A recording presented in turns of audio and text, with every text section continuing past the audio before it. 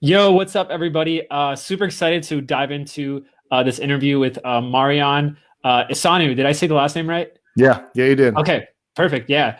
We actually just connected like a few weeks ago, obviously, like through mutual friends. And I like interviewing people who actually teach what they have results in. Which is like not common nowadays, believe it or not. I want people to know Marian first before we get into your expertise and your podcast and everything that's happening. Can you let people know why you're awesome and then what you do? That's a great question, man. And first of all, I want to say thanks for having me here. It means a lot. Like you said, we just connected a couple of days or weeks ago. So appreciate the chance to giving me a voice on your platform. So I'm not going to get like too deep into the story because we're probably going to need a few hours here.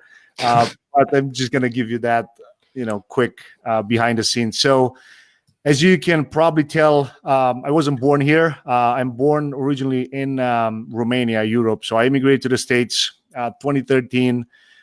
First 2 years was that type of immigrant lifestyle, just working 16, 17 hours a day with no BS. Saved some money. Then I started a furniture delivery business in here in Boston, where I live now. That ran pretty well for about 2 years, and so we grew. We were making $600,000-$700,000 a year in sales. Slowly, we kind of diverted into a lot of other businesses joining our network. So we started to offer some of the customers that we were getting more of a like, right, if you guys need this, then you're probably going to need that type of service, and kind of a lot of contractors join our network. We scaled from that, and then we realized like, okay, if we really want to make a big impact, we have to kind of structure our offer in a whole different way. So then I got familiar with the whole sales funnel world. That was 2016, right at the beginning. I dived pretty deep into it, and then I understood the whole concept of, all right, let's draft an offer. So we kind of built something. It was between 5 and 10K. Usually, it wasn't necessarily as productized as I wanted. And then slowly after that, 2017, when we started to sell some of the packages to realtors, we hit the 2 Comma Club. I think it was right at the beginning of 2017, if I'm not wrong. Yeah, something like that. But nonetheless, so then after that, a lot of people started to like reach out, like, how did you do it? What happened? What was your process and all these things? So it was this whole client acquisition method, right? Like doesn't matter what you sell. If you don't know how to acquire clients, you're not going to be able to. Oh no. I think you dropped out for a second, dude. It's all good. We're still live. If you guys on the replay, just pause for a second. You could probably skip. I don't know why it dropped him out.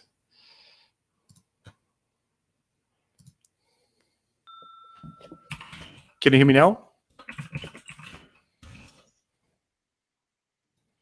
I can. Can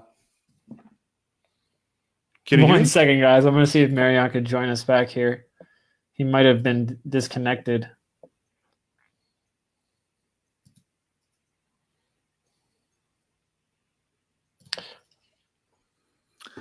Wait. I can hear you well. You can see and hear me. You're black on my screen, dude. This is weird. I'm going to have to refresh the screen. 1 second. No worries.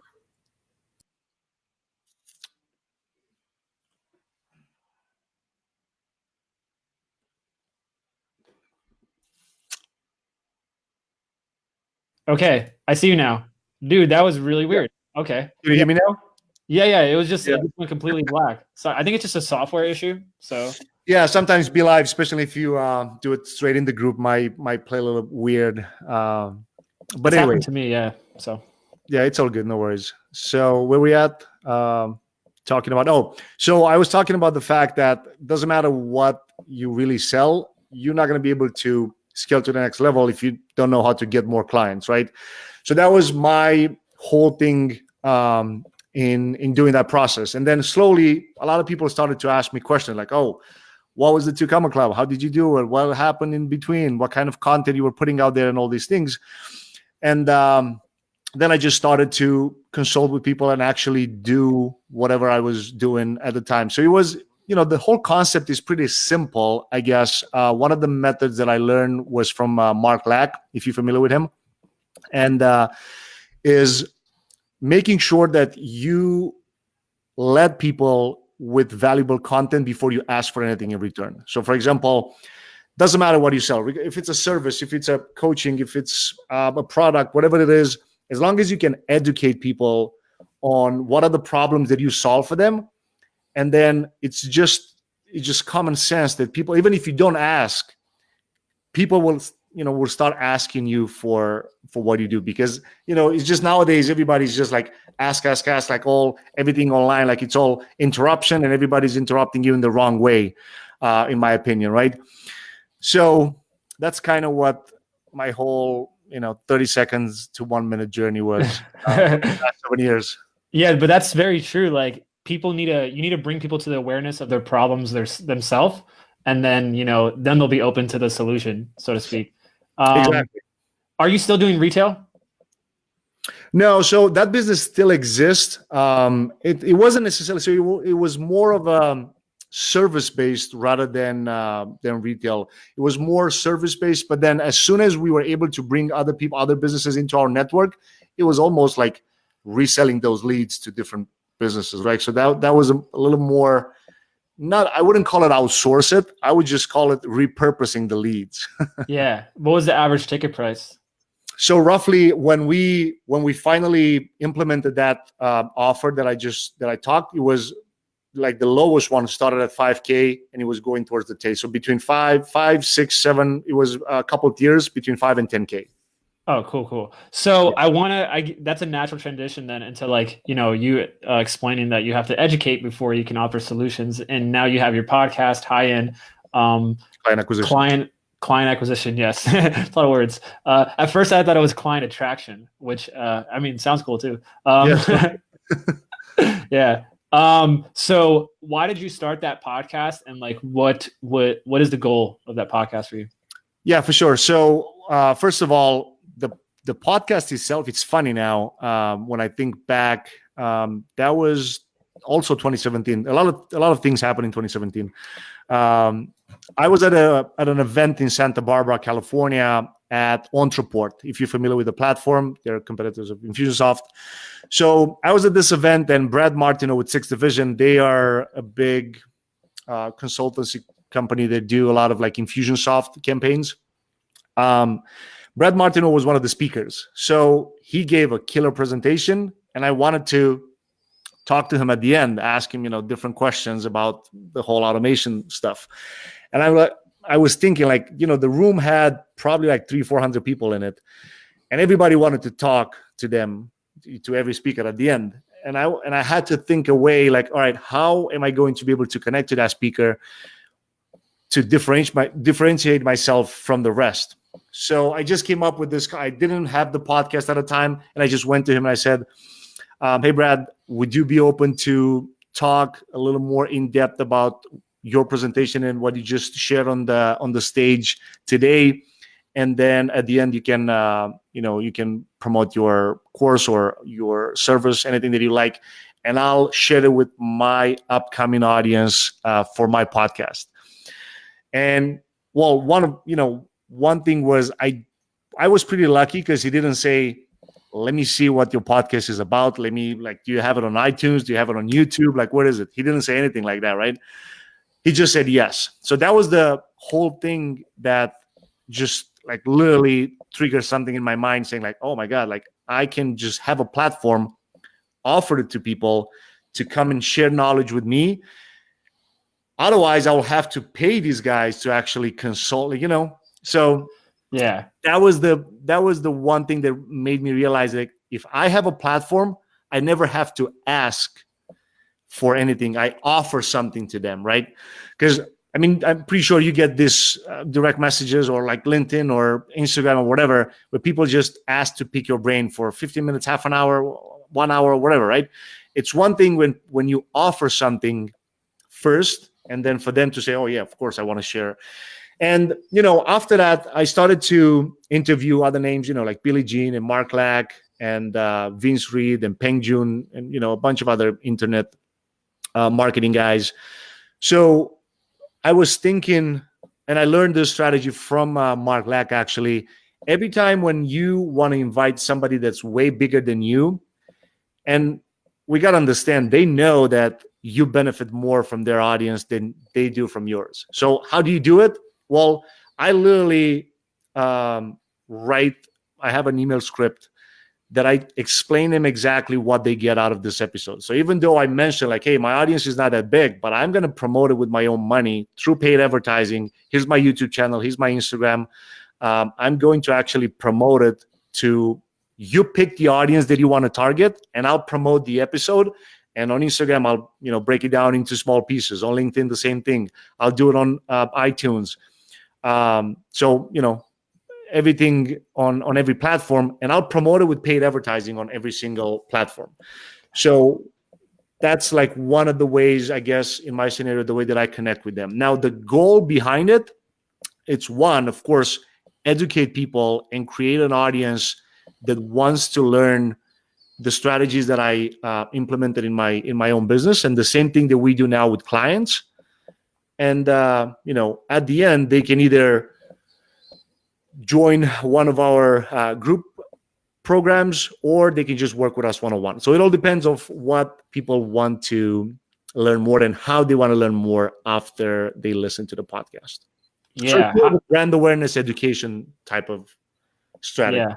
That's a great approach, telling them that it's free marketing. Like, they're almost not going to say no. It's free money, free exposure. How much money do you put usually into each episode to promote? Yeah. So it all depends, of course. If I would ask somebody that is really big, I'll probably have to guarantee between 500 to 1 million views. Like, for example, right now I was in the process of talking to, maybe I probably shouldn't say this, but anyway, I'll say it, with Grant Cardone's office.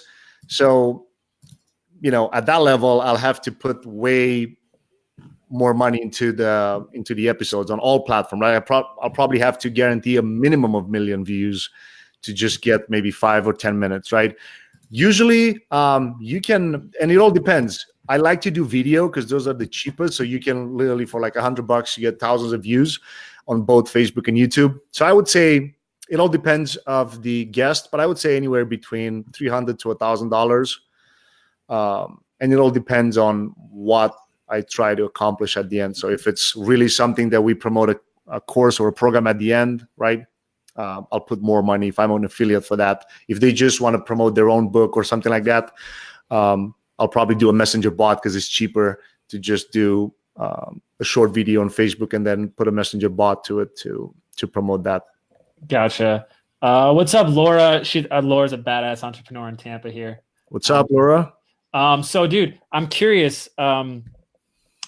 How that's really interesting. So, I'm not gonna go into Grant. Actually, I don't want to. Yeah, you weren't supposed to share that. I guess I was on the spot.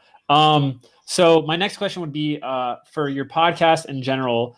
What was like your biggest struggle when you first started, and then how did you like overcome that struggle?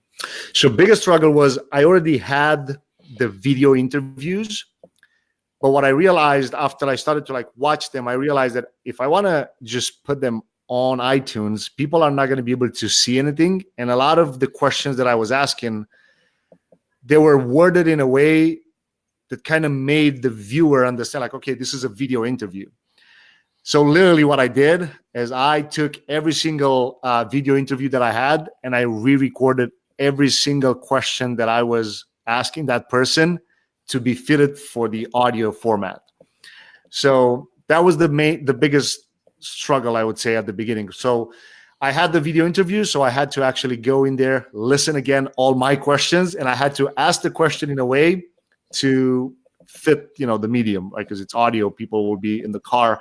I had to probably speed them up a little bit and ask them in a way to also, because side note, I changed the name of the podcast when I started on iTunes. Essentially on YouTube, it was Behind Closed Doors Podcast. That was at the beginning. I didn't focus too much.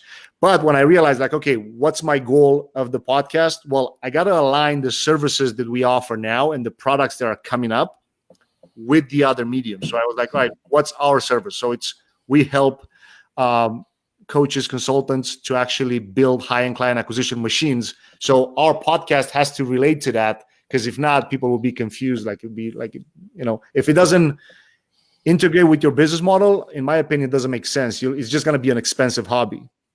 Yeah, like you got to almost be like a product of your product in a sense.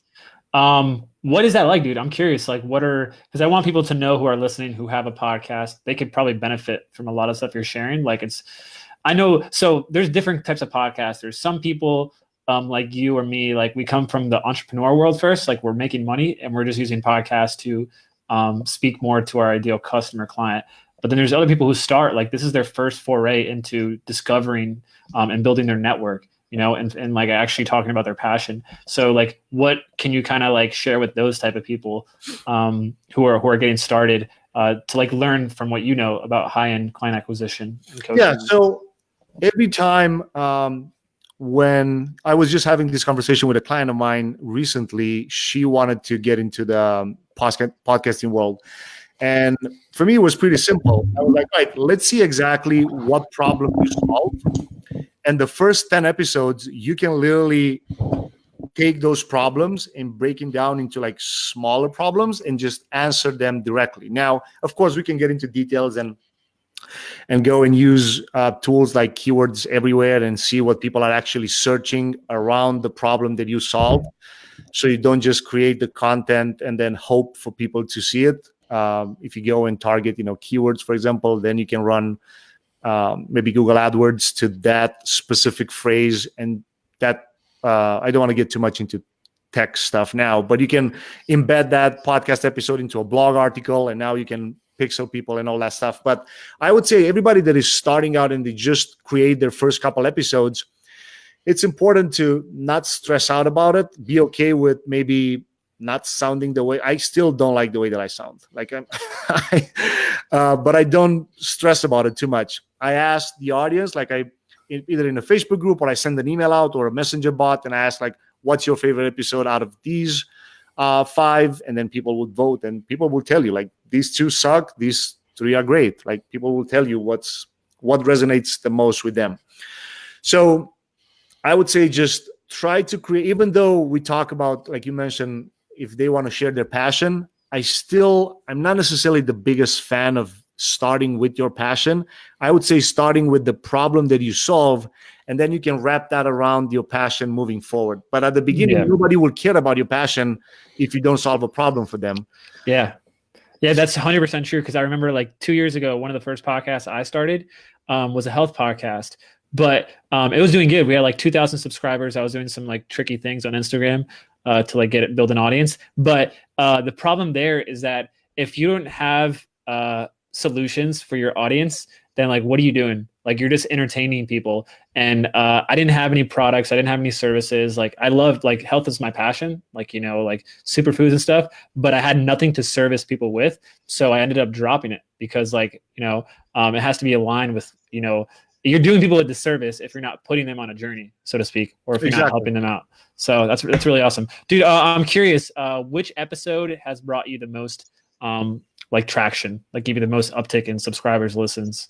It's funny. The one that I actually, and I know I should know better my stats for the podcast, but I know, I think 3 weeks ago when I checked, and again, my podcast is pretty new. I only had 7 episodes now. I put out one every week, but the one that had the most downloads was the one with Mark Lack, and it was about personal branding. It's true that every time when I interview somebody, I ask questions in a way that I would like to listen if I would be a consumer. And I consume podcasts all day, every day. Like when I'm commuting, when I'm at the gym, when I walk, when I do jogging, when I catch a couple minutes, I'll just plug one episode in and I listen. So he really shared some strategies, but also good tactical ways of a person building their brand, building their personal brand. So I think just that episode was the most listened out of all. They got the most downloads. Yeah. What are your favorite podcasts? 'Cause I saw you on your Instagram story. You listen to Ed Milet, he's blowing up right now. Yeah, he's Who else? so that one I listen on a daily basis. Russell Brunson's Marketing Secrets.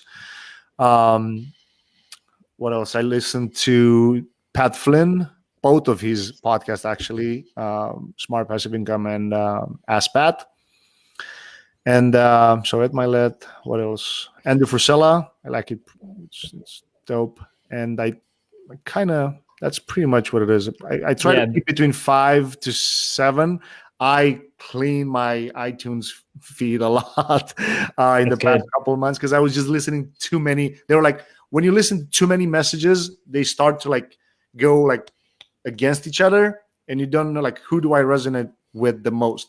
And I'm not saying that I unsubscribed. I know like, all right, now I'm focusing like this year, I'm really focusing a lot on my own personal brand, right?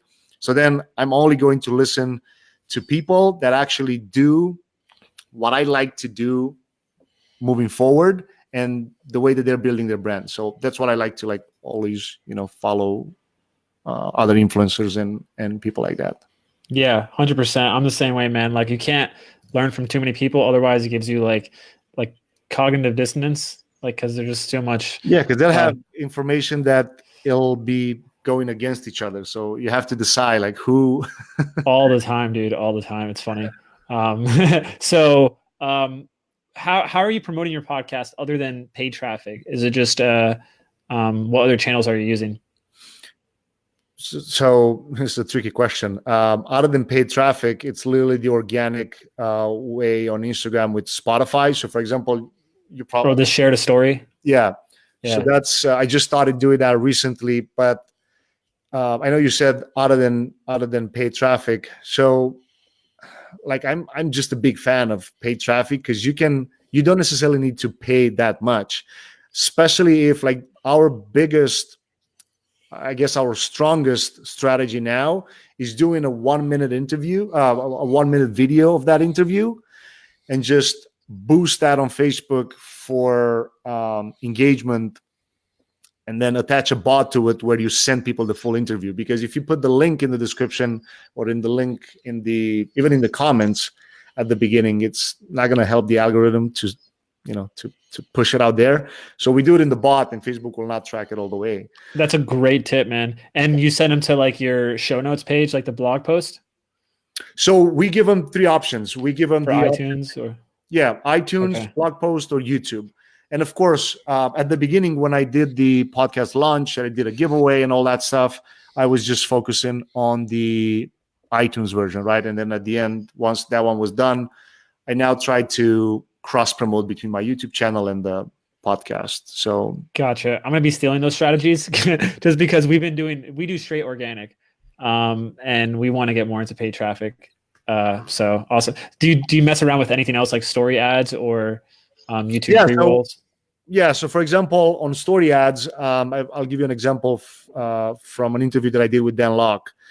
So of course, depending at what level is the guy that you're interviewing, you can target their audience. So that's the easiest way to do it. If you interview somebody and they have an audience already and you can target that audience on Facebook, it's awesome. Now, if you don't, just think about, like, for example, at the time that I promoted my interview with Dan Locke, it wasn't available on Facebook to target his audience. So I did, Russell Brunson's audience, because everybody who's familiar with Russell Brunson, they'll most likely know, or like 8 out of 10 people would know who Dan Locke is. So I would send them, swipe up to listen to the full episode. And I tested, to send people straight on iTunes or send them to the blog post. And I realized that, of course, on the blog post, you are able to retarget people and do all kinds of stuff. If you send them straight to iTunes, I haven't found a way to actually be able to really track that. Like, you'll see the traffic, but you won't necessarily know 100% how. Yeah. On the blog post, are you actually like on the top of the post, are you putting like different like buttons for like iTunes, Spotify, YouTube, so you can like track the clicks? Or so I haven't put the buttons. I usually embed them in the on the bottom of the blog post. Okay. Yeah, and then in the retargeting ad, I would do the bot where I would send them to different places. Oh, so you have like do you have a retargeting ad that you do per episode or for just like in general? Oh man. Yeah. Okay. That's awesome, dude. Oh, that's really cool. It takes a while. It takes a while, but now I was able to create the actual process and then hand it to one of my VAs. And now I think that's the best way for me. Now we'll see. Awesome. Awesome. Yeah. So, I have some rapid fire questions here, if you're cool with that. Just some basic questions, but they give you, I like them because they give me insight into like how your mind works and like what you're about and stuff. So, first question is like, who is your biggest mentor? And what's the number one thing they taught you? Biggest mentor, I would say, direct or indirect, is Dan Locke. And the reason for that is kind of my journey being an immigrant in the US. He was an immigrant in Canada. I just got a lot of his like vibe and things. The biggest thing that I learned from him was just don't care what everybody says. Just do your thing and keep going and you'll do well. That's awesome. What's like the number one investment you made into like some sort of education, whether it was a book or like a course or a mastermind or Yeah. So it was a 1 year long coaching program. Well, actually I put them both together. So it was $25,000. Oh, with Dan Locke? No, it was with Billie Jean, and then the second one was a sales training. Gotcha. Billie Jean's a beast. Yeah, I saw you interviewed him too, which is cool. You gotten some big people on your show, dude, which is impressive. So people who work with you, or who like follow you, what do you think they could say about you that's like unique, that's different, whether your clients or your listeners, etc.? That's a good question. I'll probably ask this question tonight in my broadcast.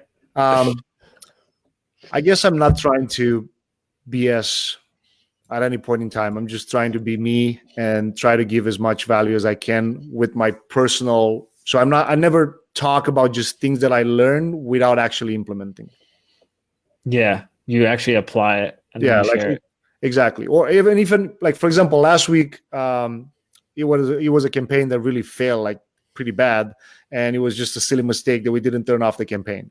So I just went live and I shared about it, and I said, look, just make sure you track it properly every day, not just once a week the way that we did it, because we screw up whatever it was, like $8 or $7. No, it was like $900. So I was like, here you go, Mark. Yeah. Here you go, Mark Zuckerberg. How much are you like currently putting into like a month into your podcasting advertisement? So promoting just the podcast alone? Yeah. Yeah. So it's less. So altogether, it's like close to $1,000, not more than that. Gotcha. And then last question here. All right, this is my favorite question. What are you like currently obsessed with? Like what? It could be anything, dude. Literally. So to be honest, it's just paid traffic now. I'm trying to get really deep into. Now we're really testing a lot on YouTube ads, and that's pretty much my pre-roll. That's my passion, I guess now. Yeah.